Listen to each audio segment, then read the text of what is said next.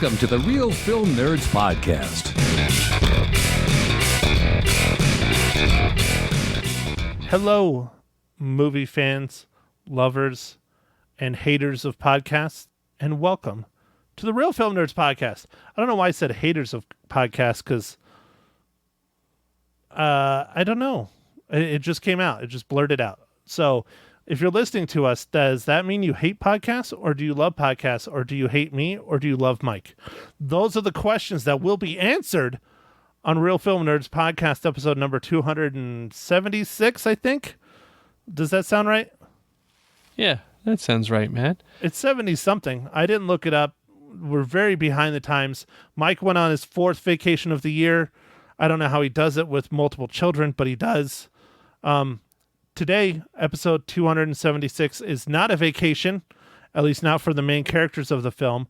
We're talking about The Northman, a film that came out in theaters in April, recently hit the on-demands and streaming. So, Mike, why don't you give us the rundown for a film based on your forefathers? I don't know if it's my forefathers, but it's definitely a revenge movie.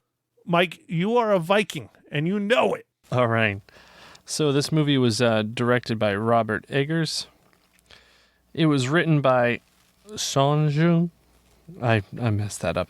And Robert Eggers. And this movie is starring Alexander Skarsgård, Nicole Kidman, Claes Bang, Ethan Hawke, and Anya Taylor-Joy.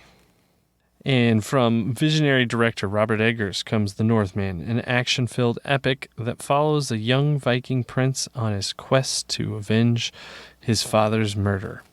Well, that's a very apt description. What's crazy is, I'll just get it out. This film has a lot of very big-name characters. Not characters, but character actors. Let's go with character actors.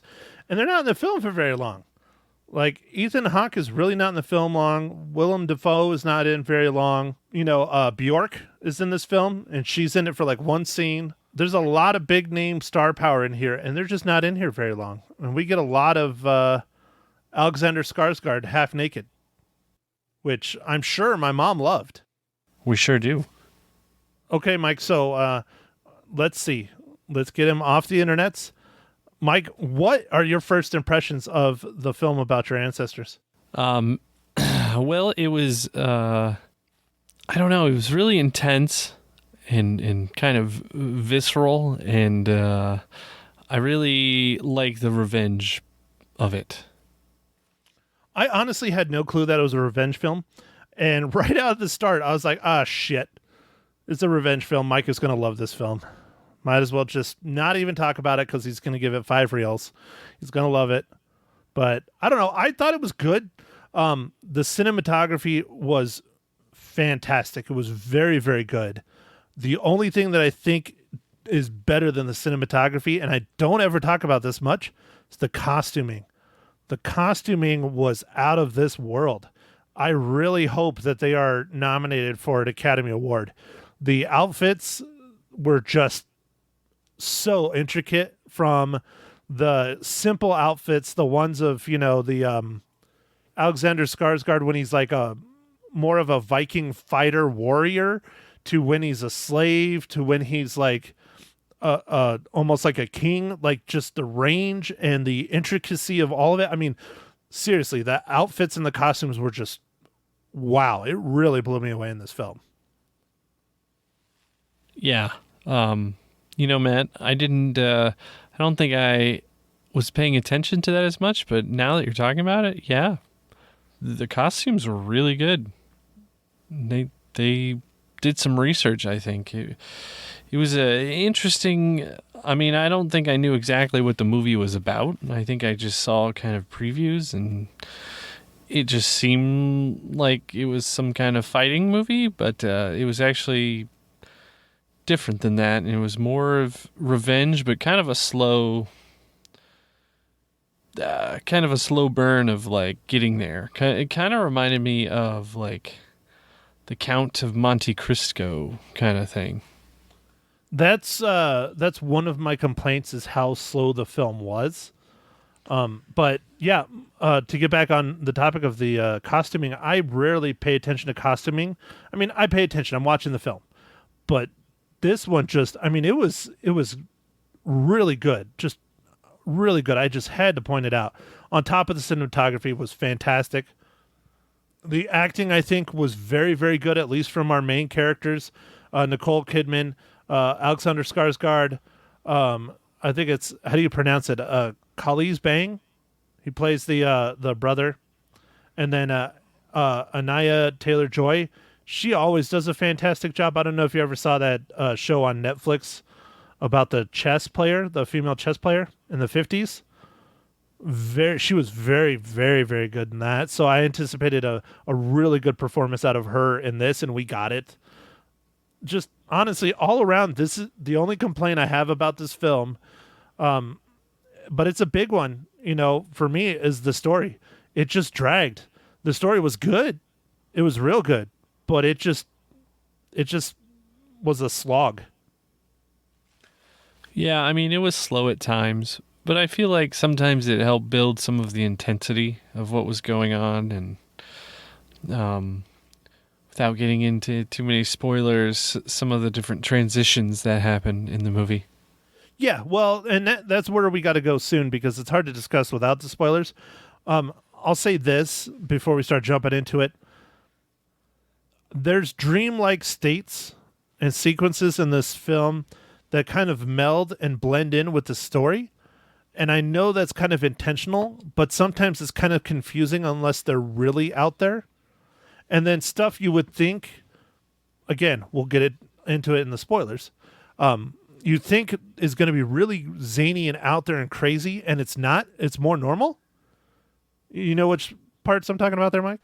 Yeah. Oh, yeah, man. Okay. It's yes. Yeah, it's weird, and I know that's how they told the story, and I don't have an issue with it. I liked it. I thought it was a unique way of telling the story, but I can see why this didn't do good at the box office, because unless you're really, really, really paying attention for the 2.5 hours that this film is, you're going to miss little stuff like that. You'll be like, what? That doesn't make sense. Well, the reason why it doesn't make sense is because he's dreaming. Like, he's awake, but he's still dreaming. Yeah. So, okay, Mike, go ahead. Start your favorite section of the podcast. All right, Matt. I'm going to ask you, what are you drinking? I think I know, Matt. Aren't you drinking a High Life because of the thing that happened at work?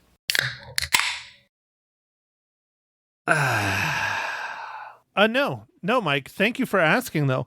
I am dialed back a little bit. A High Life is a celebratory beer. I am not celebrating. I am drowning in my sorrows. Typically, I would have poured me a nice little glass of bourbon, but I did not because I was racing to get on the pod. I have a fridge beer. It's been in the fridge for too long, but it's a good one. Shinerbach. Oh, okay. Nice. I'm drinking something called New Hazy, and it's out of a brewery called Southern Tier. Like Crying Tear? No, not Crying Tear. Well, then what tier? T-I-E-R. T-I-E-R. Uh-huh. And I asked you to spell. Can you believe that? The first time I've ever asked you to spell on the podcast. God damn it. I got to watch myself, Mike. I forget you don't know how to do that. Yeah, and of course, this is an IPA. This is a New Hazy IPA. Yeah, of course it's the IPA. I mean, you don't even need to say anymore. You can be like, yeah, I'm drinking water. It's IPA water, but it's still water. Oh, yeah, that'd be a fun flavor. Fizzy IPA water. Ugh. Okay. Okay. You got to be fizzy. Well, I don't know. Wouldn't you? If you see, that's okay. Not to get too much more off topic. If I'm going to pay for water in a bottle, shouldn't it be like sparkling water? Shouldn't it be fancy water? I'm not going to buy like tap water in a goddamn bottle, right? I guess, man. I mean, come on. It's what the rich people do. I don't know. I'm not rich. So wouldn't you pay the extra 12 cents and get the sparkling? I don't like sparkly water. It's weird. Okay. So the one I drink all the time, because I try not to drink soda because I love soda. It's the devil. But I drink too much of it as it is already, is the flavored sparkling water. It tastes like fruit stuff. like strawberry and cherry and, Oh, well, I guess if it's flavored, it's yeah. kind of more towards soda. And when it's fizzy, it tastes like soda, but it doesn't taste like soda. It tastes like the fruity cocktail it is. It goes great with vodka, by the way, for those of you taking notes. Wonderful for vodka, but it simulates more of like drinking like a soda, like subconsciously, because it's bubbly. Oh, all right, that's fine. Okay, well, I'll get back on topic because I know, Mike, you're clamoring. I can see your beads of sweat starting to fill your forehead. Mike, what is this week's incredible dad joke? I got dad jokes. I don't think they understand, though. Gotta think I'm funny. Other people never laugh, though. Dad jokes.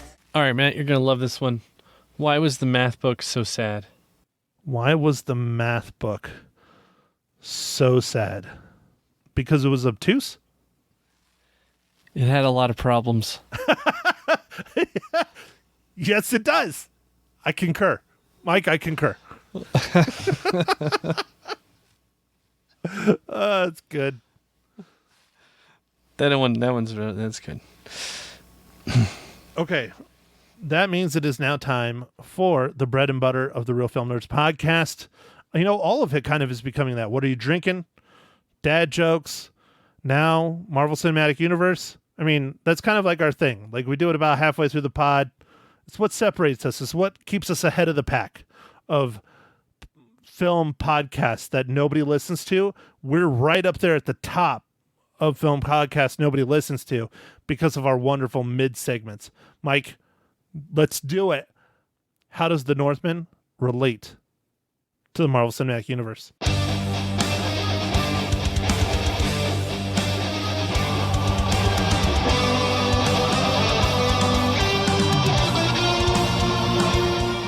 No, all right, Matt. So it appears this movie was probably filmed in Europe, which sometimes makes it more difficult to find the MCU stuff. I'm not sure if it was actually filmed in Iceland, but some parts of the movie are supposed to be in Iceland.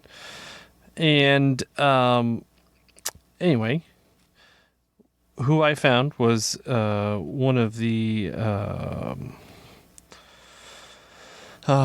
makeup department special effects guys, and his name is Chris Lyons, and he worked on Doctor Strange and the Multiverse of Madness.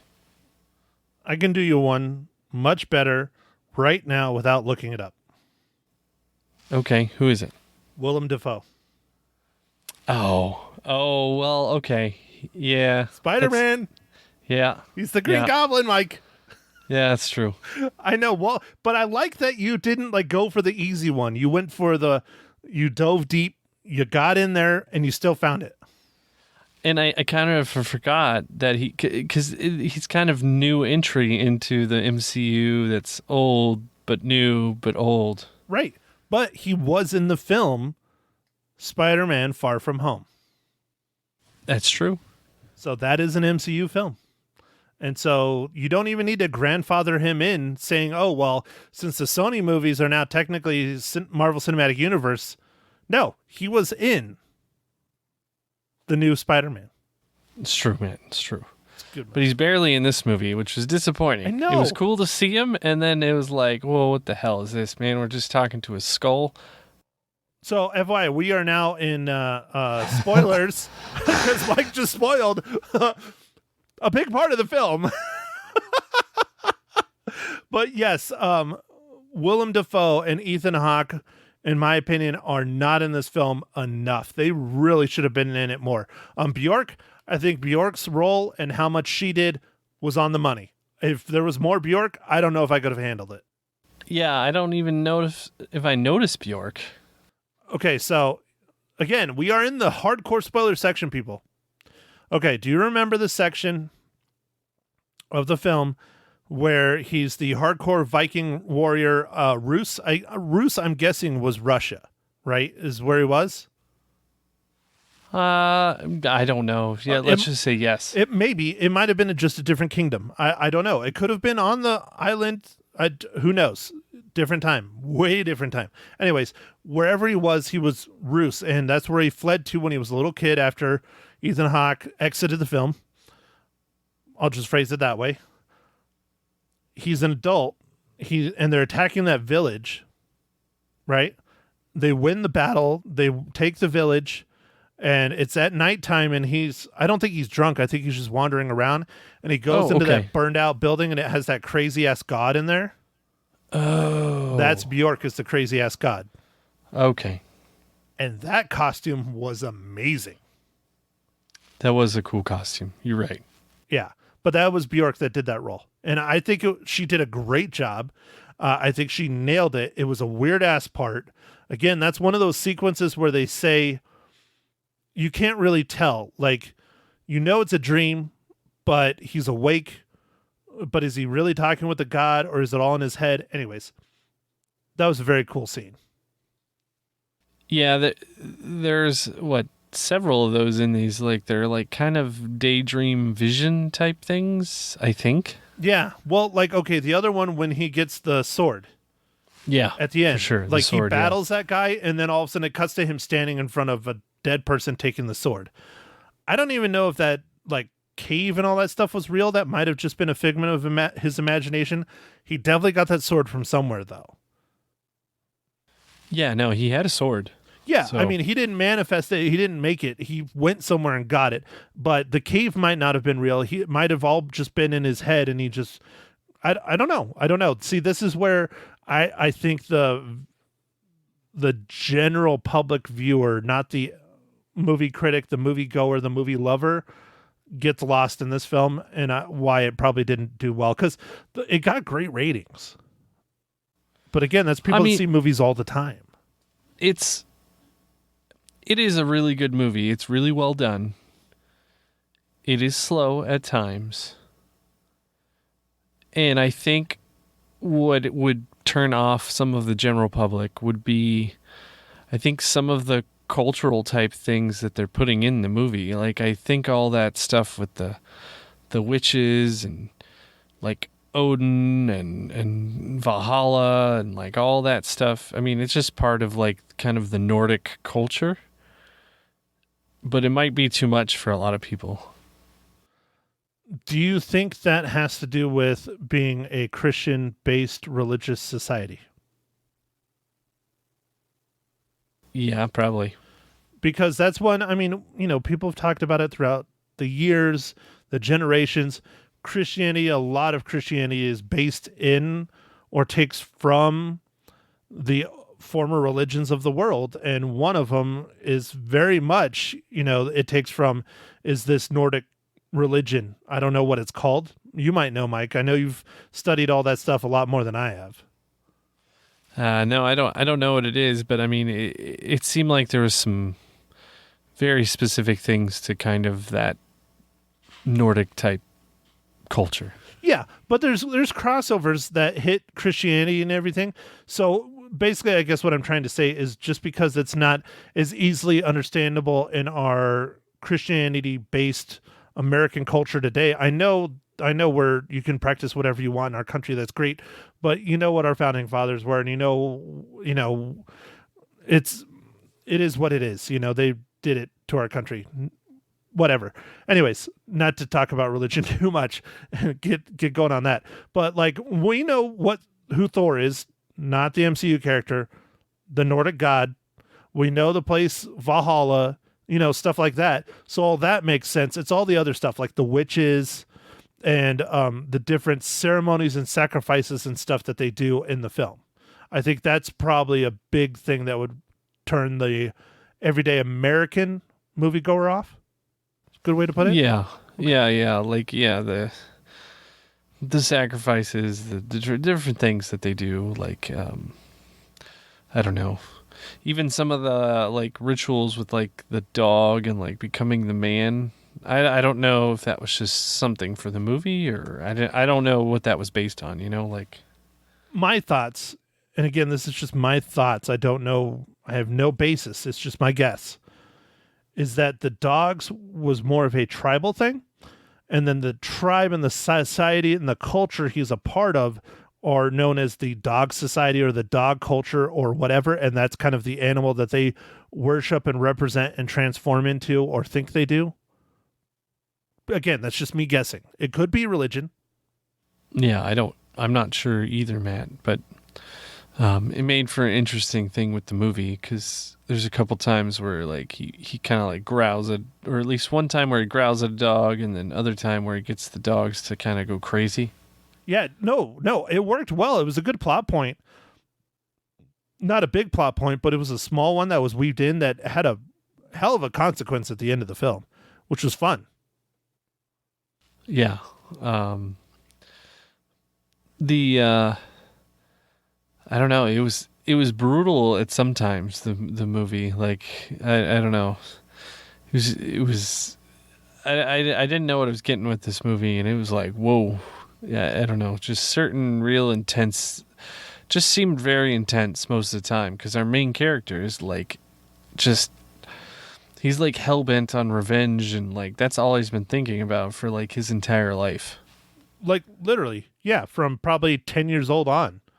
For 18 years, 20 years maybe, that's all he's been thinking about is revenge. So yeah, it was intense. And that's why I'm probably giving it a higher rating than I should be.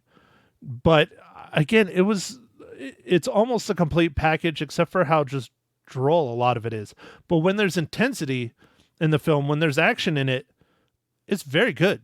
Very good. So, okay, let me go ahead and talk about one part that I alluded to earlier in the pod. So the part where she slips the hallucinogenic mushrooms into the stew. It's interesting because we're talking about all the other parts where there's, the main character seeing stuff and interacting with these gods and acting like a dog and doing all this stuff. And then they choose that when the whole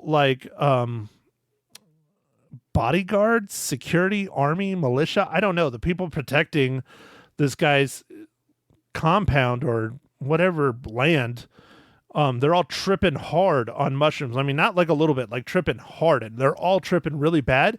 It chose not to show us anything they're seeing. They chose to just show them acting crazy and scared and all that, which was interesting because it was completely opposite of everything else in the film where they're showing us the visions. Yeah. We saw some of the consequences. I think one dude was like stabbing himself. It was weird. Yeah. Yep. There's a dude stabbing himself. There's one guy didn't a guy throw himself in the fire too or something? I think he was close. I don't know. Yeah, it was a lot of craziness, but it's just interesting because the main character is not tripping balls on anything, but yet he's having visions of gods and visions of this and visions of that, but yet when you are on a drug that will blatantly give you visions, they don't show them to us. It's kind of cool. Yeah, that's true. Yeah, I don't know, man. That was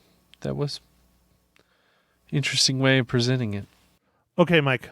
So we're getting towards the end of our time. Do you want me to discuss our ratings, or would you like to discuss what film we are going to be talking about next week?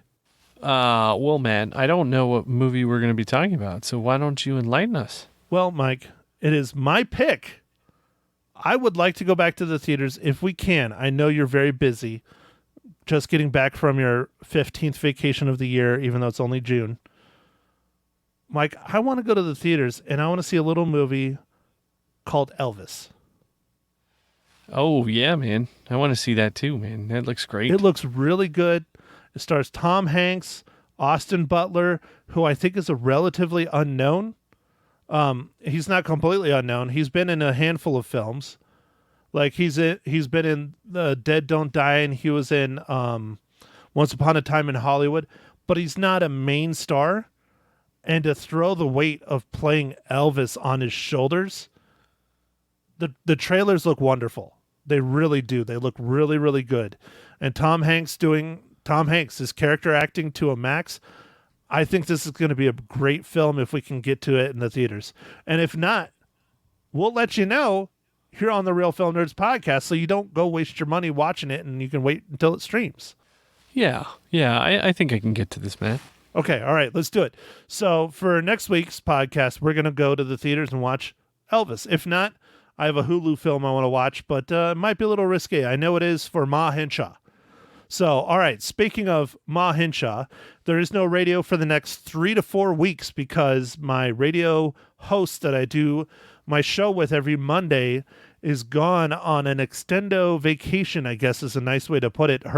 One of her kids is getting married, and so she's gone and doing that and planning it and setting it up and doing all this stuff, and so she's just gone. So good for her. Congratulations. But I did call Ma Henshaw just to get her rating. Mike, would you like to hear my mom's rating first on the Northman? Sure, Matt, I would. So Ma Henshaw, everybody loves Ma Henshaw, especially me. Even Mike. Mike even calls her Ma. Right, Mike? Yeah, I do. So Ma Henshaw rates The Northman 3 cookies out of 5. And yes, she does cookies. She doesn't do reels. She loves her sweets, is what it is. Mike? That's okay. Your turn. How many reels, Mike? I'm going to give this one 3.5, Matt. Son of Reels. a bitch, Mike. Son of a bitch. I also give it 3.5 reels. Really? Really. Was going to give it 3, but seriously, 2 of those elements of this film just really blew me away. I think if the story wasn't as draggy, I probably would have given it a 4 or a 4.5. But that story, we talk about it all the time. I hate to repeat myself, but we do it. It's just, for me and you, and I think for most moviegoers, not critics, but goers, that the story is always number one. Yeah, Matt. It is the story that makes the whole thing come together. So, well, all right, Mike. I think that brings us to a close for Real Film Nerds, episode number 276. At least that's what I hope it is. It might be 77, but I think it's 76. Mike, go ahead. Why don't you do your talented Mike thing? All right, Matt. Real quick before I let everyone go, I just wanted to say I did look real quick, and this movie is filmed a lot in Iceland, so that was cool. Did you identify where in Iceland, Mike? Because you've been there, haven't you? I have, but it's not like I could tell where anything is. They got no trees. I don't know. Damn it, Mike. I thought you were the Iceland connoisseur. It looked like it was summer. There was no snow. That's true. There was no snow in like the whole film. Well, no, that's not true. The beginning, there was a ton of snow. That's true. But yeah, the rest of it, there wasn't. Shit, they must have shot this movie really fast, because don't they have snow there like 9 months out of the year? Yeah, summer's short. Yeah, so they must have, God. And for them to do, wow, I'm even more impressed. I'm still sticking with 3.5 reels though, damn it. Okay, all right. Well, with that, everybody, thanks for listening. Make sure to follow us on the socials, Facebook, Instagram, and Twitter. And, go out there, stream a movie, or go watch a movie in the theater. The theaters are definitely loving the summer because with Top Gun, Jurassic World, and, I guess Lightyear didn't do too well, but it still brought quite a few people. The theaters are doing well. So, dude, I'll be honest. I went and watched Top Gun again last night on a Monday night because we didn't do the pod like we normally do. I went and watched The Late Show, which on a Monday night in Prescott, The Late Show is 8:30. There was at least 50 people in there, and that film has been out for a while. It's still doing gangbusters, and it's still just as good the second time. Nice. Okay. Makes me sad, right. though. Like, I legitimately got sad because I'm like, God damn it, I wish I could be a fighter pilot. I've always wished I could have been a fighter pilot, but, when you're a monster, you don't get to do things like that. I can't even drive a goddamn Jeep. How the hell am I going to fly a fighter jet? It's true. I'm cursed. Cursed with height. Hey, Mike, here, not to keep going on this, but do you get asked a lot at, because Mike's tall too. Mike's not like a freak like me. Mike's like normal tall. Mike's like, you're like what, like 6'1", 6'2", something like that? 6 foot. Yeah. Yeah. See, you're like normal tall. I'm like freak tall. I'm not like super freak tall, but I'm above 6, so I'm freak. Do you have people ask you to get shit down from the top shelves? Because I get it all the time. All the time. Yep, all the time. They're like, hey. No, all the time. I won't even be like in the aisle. I'll be like walking past the aisle, and I'll hear some little old lady get real loud and be like, hey, sir. I'm like, I just know that's what they're asking. Hey, can you get those marshmallows up there for me? Yeah. No, I get asked a lot. Not always by old people, just vertically challenged. Well, Mike, you know where I live. I live in Prescott, so 75% of the population is old people. But I've had all ages ask me for stuff. You know, it's not an age thing, Mike. It's a height thing, all right? Yeah, it's a height thing. Okay, I'll shut up now so you can end the podcast. All right, everybody. Well, on that exciting note about vertically challenged people, thanks for listening. Thank you for listening to The Real Film Nerds. Now don't forget to follow us on Facebook, Twitter, and Instagram at Real Film Nerds. Now go out and catch a movie.